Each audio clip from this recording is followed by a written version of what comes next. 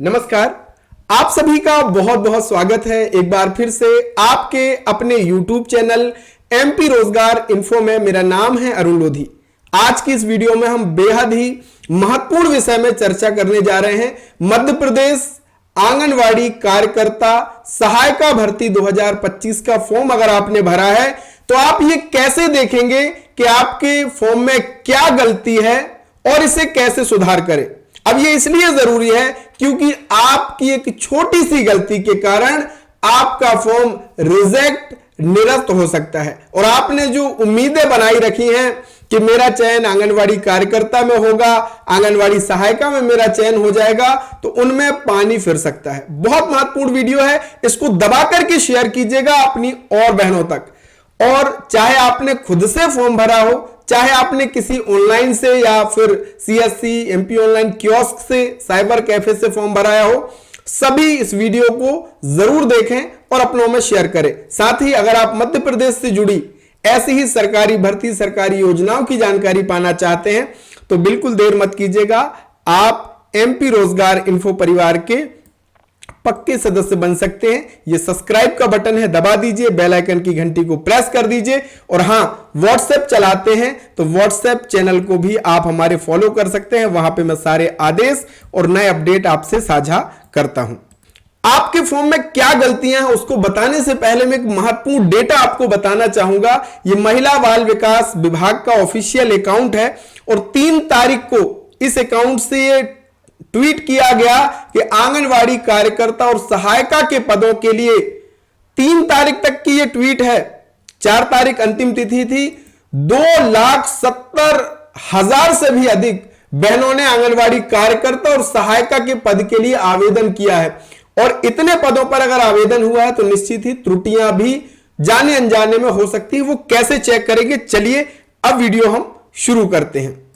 ये आप अपने मोबाइल से भी कर सकते हैं। आप अपना मोबाइल ओपन कीजिए और सर्च कीजिए चयन पोर्टल। मैं आपको स्टेप बाय स्टेप बता रहा हूं, आप घर बैठे मोबाइल से कर सकते हो, कोई दिक्कत नहीं है।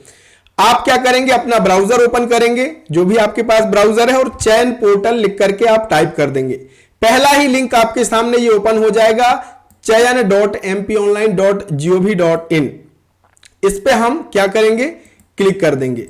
जैसे आप इस पे क्लिक करोगे आपके सामने ये पोर्टल आएगा। यहां पे WCD women and child development, इस पे क्लिक कर दीजिएगा और यहां पे आपको फिर ये आंगनवाड़ी कार्यकर्ता एवं सहायिका भर्ती प्रक्रिया मिलेगी, इस पे क्लिक कर दीजिए। अब गलतियां हमें देखनी है कि भैया क्या त्रुटि हमारे उसमें हो गई है, गलतियां क्या क्या हो सकती हैं। मैंने 7 गलतियां जो बताई थी, वो वीडियो नहीं देखा है ना तो जरूर देखना। और इस वीडियो में भी मैं बताऊंगा कि क्या क्या चीजें आपको ध्यान रखनी है। आपको क्या करना है, यहां पे आपको क्लिक करना है। ये देखिए, ये आवेदन लिखा है, पहला ऑप्शन है रसीद द्वितीय प्रति, इस पे आ जाइए और यहां पे अप्लाई पे क्लिक कर दीजिए।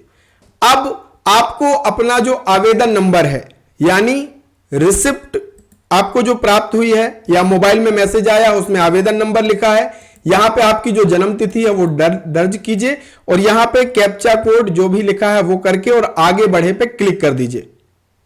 जैसे इतना करेंगे आपके सामने ये ऑप्शन आ जाएगा। यहां पे देखेंगे ये पंजीकरण रसीद, बस इसी ऑप्शन पे आपको क्या करना है, क्लिक कर देना है। जैसे क्लिक करते हैं आपके सामने इस तरीके से डिटेल आ जाएगी। अब यहां पे कौन कौन सी डिटेल आपको विशेष देखना है वो समझिए और उस डिटेल को आप देखिए। देखिए, कुछ डिटेल आपकी समग्र आईडी के हिसाब से यहां पे आ गई है, उसमें आप कोई भी संशोधन नहीं कर सकते हैं। लेकिन सबसे पहला आपको देखना है वैवाहिक स्थिति। आप अगर विवाहित हैं और अविवाहित चयन हो गया है तो उसको सुधार आपको करना है। आप नोट डाउन करते जाइएगा और पेन कागज हो, क्या क्या आपकी गलती हुई है आप यहां से देख करके नोट कर सकते हैं। फिर सुधार कैसे करेंगे वो भी मैं आपको बताने वाला हूं। विवाहित स्थिति देख लीजिए, पहला नंबर। दूसरा, आप श्रेणी देख लीजिए। अगर भैया आप अनुसूचित जनजाति से हैं या फिर अनुसूचित जाति से हैं और पिछड़ा वर्ग डल गया है या जनरल आपने सेलेक्ट कर लिया है तो यहां पे आप अपनी जाति को जरूर सुधार कर लीजिएगा। दूसरी चीज ये आपको ध्यान रखना है। फिर नीचे थोड़ा सा हम आ जाएंगे और यहां पे हम देखेंगे आवेदन पद यानी भैया आपने किस पद के लिए आवेदन किया है, ऐसा तो नहीं आपने कोई गलत गांव का चयन कर लिया हो। यहां पे नियम क्या है कि जिस गांव में भर्ती है उसी गांव के निवासी होना चाहिए। तो आप एक बार ये चेक कर लेना कि आपने आंगनवाड़ी केंद्र का सही चयन किया है या नहीं किया है, यानी अपने गांव को सही सेलेक्ट किया है कि नहीं किया है। अगर सही किया है तो कोई बात ही नहीं है। दूसरी चीज आप ये भी देख लीजिएगा कि भैया आपने यहां पे पद सही सेलेक्ट किया है कि नहीं किया है। आपकी योग्यता यानी आपने ग्रेजुएशन किया है, आपने 12वीं करी है, आप योग्यता रखते हैं कार्यकर्ता की। हालांकि सहायिका और कार्यकर्ता दोनों के लिए कक्षा 12वीं की मांगी है कि 12वीं उत्तीर्ण होना चाहिए, लेकिन आप भरना चाह रहे थे कार्यकर्ता का और ऑप्शन गलती से सिलेक्ट हो गया सहायिका का। तो यहां पे आप ये आवेदन किस पद के लिए है वो आप जरूर यहां से देख लीजिएगा। इसको अगर गलती है तो इसको भी सुधार आपको करना है। और ये चीज ध्यान रखिएगा कि क्या आप मध्य प्रदेश के मूल निवासी के साथ आंगनवाड़ी केंद्र के ग्राम शहरी क्षेत्र में विज्ञापित वार्ड के निवासी हैं, तो यहां पे हां ही होना चाहिए। अगर नहीं होगा तो फिर आपका चयन नहीं हो पाएगा इस एक ऑप्शन की वजह से। यह चीज ध्यान रखिएगा। इसके साथ ही साथ क्या आपको ध्यान रखना है कि भैया मूल निवासी में आपने क्या अपलोड किया है। मूल निवासी की जानकारी यहां पे है, तो क्या डॉक्यूमेंट आपने अपलोड किया है, क्या उसका नंबर सही डला है, यह आप एक बार मिलान यहां से जरूर कर लीजिएगा कि आपका स्टार्ट में यह है। और गलती अगर आपको समझ में आ रही है तो फिर फॉर्म एडिट करेंगे, वो आगे मैं आपको बताऊंगा। इसके साथ ही अगर आपका बीपीएल कार्ड नहीं है और आपने भर दिया है, या बीपीएल कार्ड है और आपने नहीं भरा है, तो भी आप ये जरूर देख लीजिएगा कि बीपीएल की डिटेल हमने फिल करी है कि नहीं करी, क्योंकि इससे आपको 5 नंबर मिलने वाले हैं। वोटर आईडी यहां पे आप देखेंगे, ये ऑप्शन था कि क्या आपका या आपके पिता का नाम आंगनवाड़ी केंद्र के ग्राम शहरी क्षेत्र वार्ड की मतदाता सूची में है, तो नाम वहां पे होना चाहिए। इससे ही क्लियर होगा कि आप वहां के निवासी हैं। तो वोटर आईडी अगर नंबर आपने नहीं डाला, उस समय नहीं बना था, तो आपको इसमें भी संशोधन कर लेना चाहिए और यहां पे अपना वोटर आईडी की डिटेल या संबंधित मूल निवासी प्रमाण पत्र आपको यहां पे लगाना चाहिए। वोटर आईडी हो तो जरूर वो नंबर आप डालिएगा। एक चीज यह ध्यान रखिए। इसके बाद आपका एड्रेस बहुत महत्वपूर्ण है।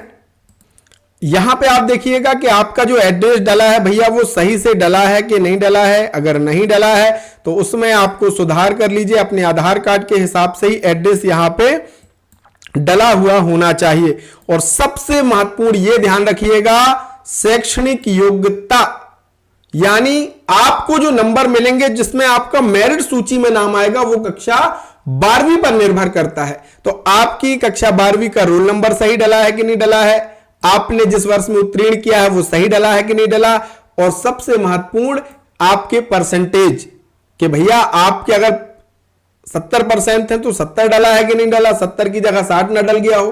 क्योंकि कई बार ना गलतियां हो जाती हैं जाने अनजाने में, तो ये आप जरूर देखिएगा। और इसके साथ ये ऑप्शन को भी जरूर देखिएगा कि अगर आपने ग्रेजुएशन किया हुआ है तो यहां पे हां होना चाहिए। अगर नहीं किया है तो नहीं, तो ठीक है, लेकिन अगर किया है और नहीं लिखा है तो मान लीजिए 10 नंबर आपके माइनस, क्योंकि ग्रेजुएशन के कितने नंबर मिलने हैं, 10 नंबर। तो ये भी आप देख लीजिएगा। और इसके बाद जो आपको देखना है वो आपके डॉक्यूमेंट, क्योंकि अगर आपने गलत डॉक्यूमेंट या ब्लर डॉक्यूमेंट अपलोड किए हैं फॉर्म आपका निरस्त हो सकता है। कैसे देखेंगे, अब आपका मान लीजिए मूल निवासी प्रमाण पत्र है, पहले आपका हस्तलिखित वाला था, अभी आपका डिजिटल बन गया है। जाति प्रमाण पत्र पहले हस्तलिखित था, अब डिजिटल बन गया, तो नया अपलोड कर देना भैया। कैसे डॉक्यूमेंट आपके अपलोड हुए हैं वो यहां से देख सकते हैं। आपको क्या करना है, बस अपलोड देखे पे आपको क्लिक करना है। जैसे आप अपलोड देखे पे क्लिक करोगे तो आपका पूरा डॉक्यूमेंट यहां पे आ जाएगा। सुरक्षा की दृष्टि से मैंने भैया यहां पे हाइड कर दिया है, तो आप अपने डॉक्यूमेंट्स को देख लेना कि इसमें कोई गड़बड़ी तो नहीं है, कोई ब्लर तो नहीं है, स्पष्ट रूप से दिखाई दे रहे हैं कि नहीं दे रहे हैं, ये आप जरूर सुनिश्चित कीजिएगा। इन चीजों का जो मैंने बताया ये आप एक बार फॉर्म में देख लीजिए। अगर आपकी ये सारी चीजें सही हैं, कोई समस्या नहीं, तो फिर आपको बधाई हो, आपका अब नेक्स्ट प्रक्रिया को आपको देखना है। लेकिन इनमें से अगर कोई एक चीज गलत हो गई है तो आप उसको सुधार कर सकते हैं। आपको चिंता करने की जरूरत नहीं है। यहां पे ऑप्शन दिया गया है आवेदन पत्र में त्रुटि सुधार, ये 7 जुलाई तक कर सकेंगे। इसके लिए मैं अलग से वीडियो लेकर के आऊंगा।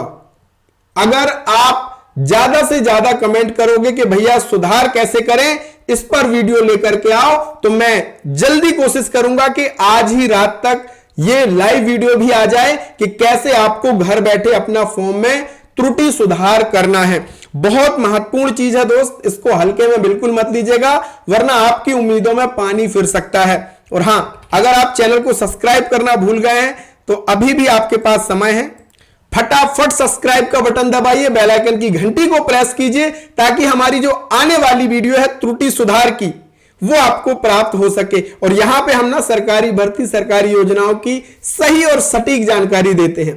तो कीजिए हमारे व्हाट्सएप चैनल को फॉलो, हमारे टेलीग्राम ग्रुप से जुड़िए और ऐसी ही योजनाओं की अपडेट पाते रहिए। मिलेंगे एक नए वीडियो, नई जानकारी के साथ। तब तक के लिए बहुत बहुत धन्यवाद। जय राम जी।